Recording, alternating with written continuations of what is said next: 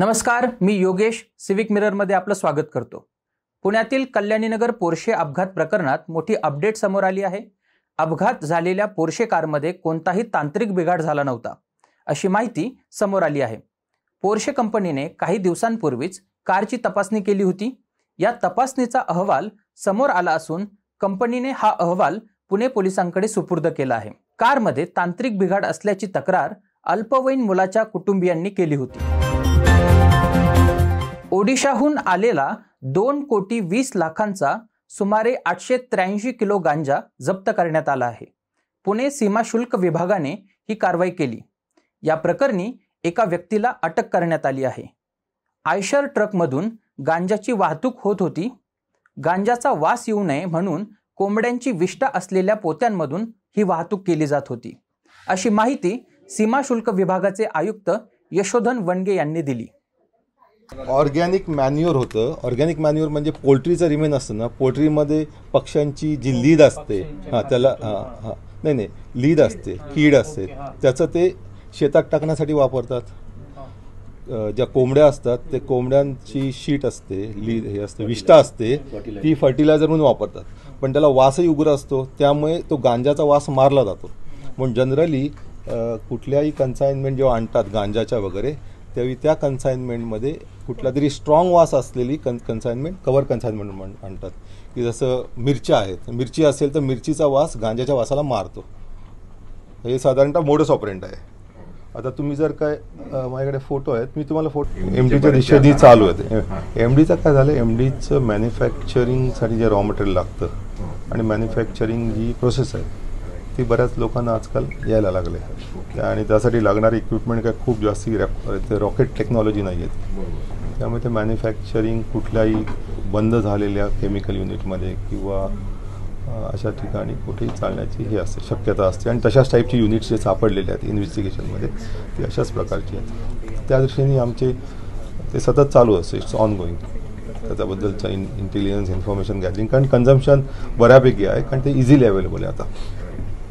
त्यासाठी आपले स्पेशल पथक, कारण काय की अलीकडच्या काळात ज्या काही हे सगळ्या गोष्टी आहेत ना या इंटेलिजन्स। पिंपरी चिंचवड शहरातील काळेवाडी येथे एका निवासी परिसरातील कारखान्याला सकाळी 10च्या सुमारास भीषण आग लागली। सिलेंडरच्या स्फोटामुळे नंतर ही आग भडकत जाऊन आसपासचे 6 छोटे कारखाने आगीत भस्मसात झाले आहेत। ज्या कारखान्याला आग लागली आहे तो कारखाना अधिकृत कारखाना आहे का, किंवा त्या कारखान्याला पिंपरी चिंचवड महापालिकेने परवानगी दिली होती का, असे प्रश्न आता नागरिकांकडून उपस्थित केले जात आहे।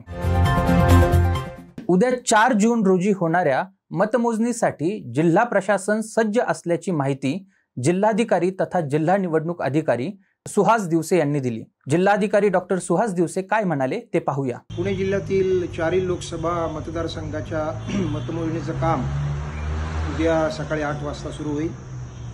बारामती आणि पुणे लोकसभा मतदारसंघाची मतमोजणी ही कोरेगाव पार्क या ठिकाणी होती आहे, तर शिरूरची मतमोजणी रांजणगावला होती आहे आणि मावळची मतमोजणी जी आहे ती बालेवाडी स्टेडियममध्ये होती।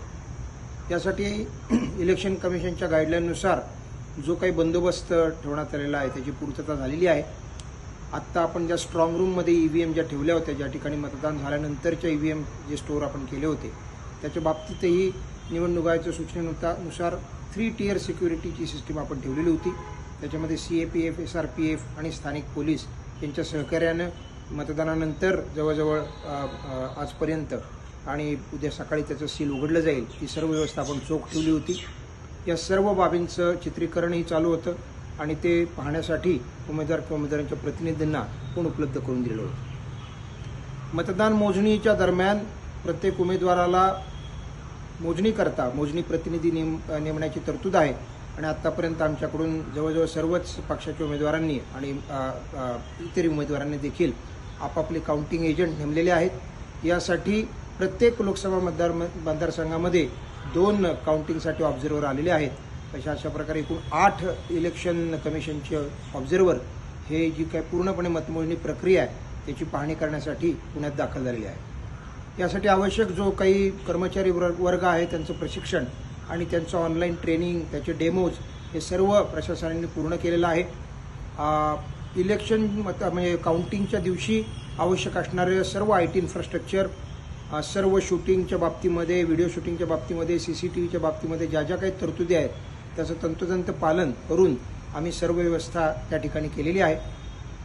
उद्या जी मतमोजणी सुरू होईल, सर्वप्रथम 8 वाजता ही मतमोजणी सुरू झाल्यानंतर आयोगाच्या सूचनेनुसार पोस्टल बॅलेटची मतमोजणी सुरू करण्यात येईल आणि त्याच्यानंतर अर्ध्या तासांनी साधारणपणे इतर जे काही EVMची मतमोजणी आहे ती त्या टेबलवर सुरू करण्यात येईल. एकूण मतदान झालेलं मतदान केंद्राची संख्या याचा विचार करून आयोगाच्या मान्यतेनुसार प्रत्येक मतमोजणी जे सेंटर आहे म्हणजे प्रत्येक असेंब्ली सेगमेंटचं त्या ठिकाणी टेबलाची संख्या निश्चित करण्यात आलेली आहे आणि त्याच्यानुसार माननीय निवडणूक निरीक्षकांच्या उपस्थितीमध्ये हे सर्व मोजणीचं काम पूर्ण होईल.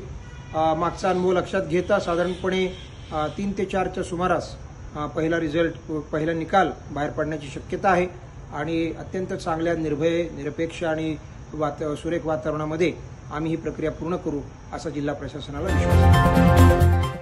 भारतीय क्रिकेट संघाचा अष्टपैलू खेळाडू केदार जाधव याने सोमवारी क्रिकेटच्या सर्व फॉर्मॅटमधून निवृत्ती घेत असल्याची घोषणा केली.